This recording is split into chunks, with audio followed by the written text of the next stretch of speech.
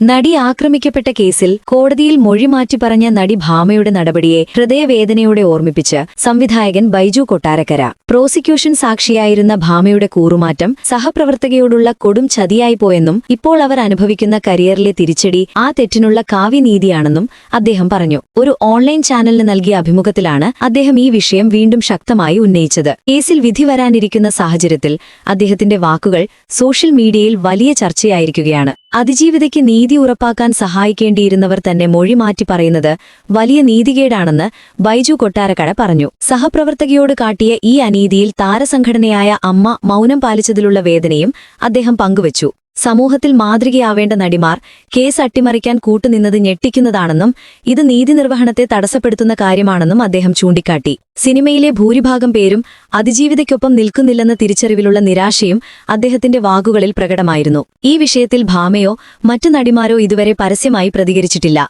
ഈ വാർത്ത ഇഷ്ടമായാൽ ലൈക്ക് ചെയ്യൂ, ഷെയർ ചെയ്യൂ. നിങ്ങളുടെ അഭിപ്രായം കമന്റായി രേഖപ്പെടുത്തൂ.